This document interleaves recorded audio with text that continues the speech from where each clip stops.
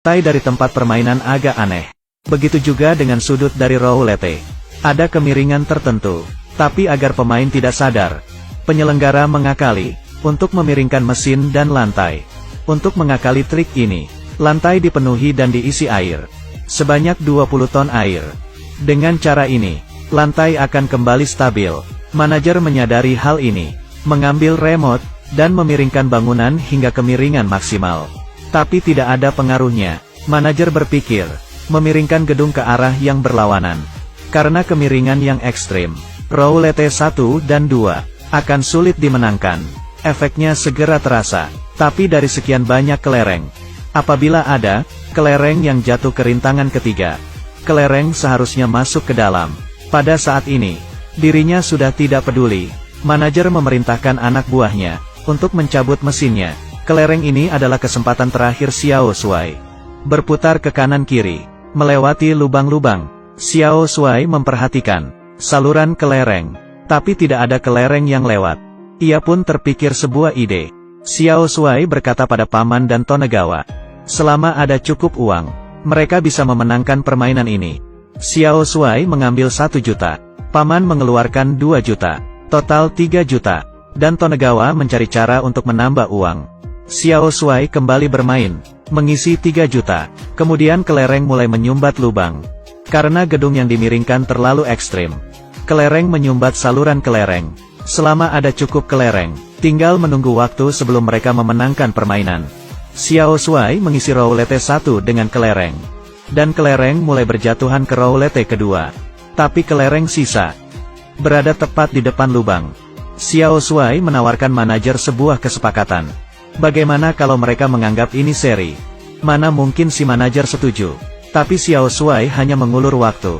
Bantuan dari Tonegawa akhirnya tiba. Tonegawa mengumpulkan 10 juta yen. Xiao Shuai kembali bermain.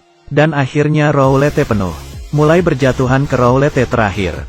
Ketika kelereng akan masuk ke lubang merah, kelereng itu terpental oleh hembusan angin. Ternyata itu adalah perbuatan anak buah manajer. Akhirnya telah sampai. Kelereng yang masuk ke lubang terakhir dihembuskan kembali oleh angin. Tapi sekarang, dia sudah tidak bisa mundur. Xiao Shuai, Tonegawa dan Paman berteriak-teriak, seakan dapat memberi kelereng kekuatan. Sayang sekali, kelereng pun habis.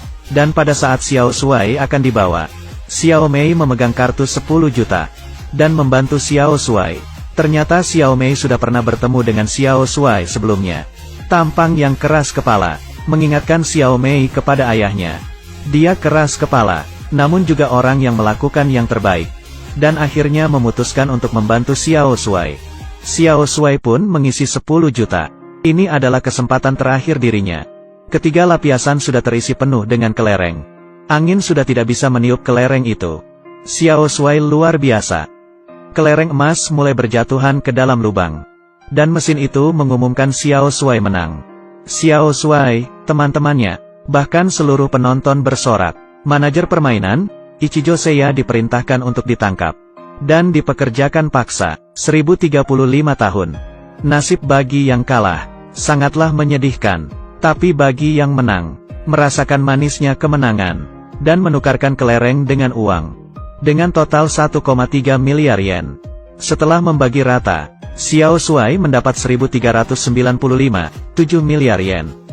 Sekarang, Tonegawa akan mengantarnya pulang. Pada perjalanan, Tonegawa mengusulkan untuk bermain 1 ronde lagi. Permainan yang sama, permainan Raja Budak, permainan Raja Budak. Tapi baru saja separuh jalan, asap keluar dari kendaraan mereka. Bagasi mereka mulai terbakar. Dan pada saat Xiao Shuai keluar dari mobil, mobil mereka meledak, semua kekayaan mereka juga ikut terbakar habis. Tonegawa menaruh sekitar 50.000 yen di sakunya. Diberikannya kepada Xiao Shuai, agar dirinya bisa berpesta. Setidaknya dirinya bisa membayar. Tapi yang tidak diketahui Xiao Shuai adalah, Tonegawa juga mengambil uang bagian Xiao Shuai bersamanya. Setelah berpesta, Xiao Shuai hanya memiliki sedikit uang. Walau dia kembali pada titik awal tanpa uang, tapi dia percaya masa depannya cerah. Berjuanglah, jika tidak kamu akan dikalahkan kegelapan. Tapi ini hanya di film. Dirimu pasti bisa.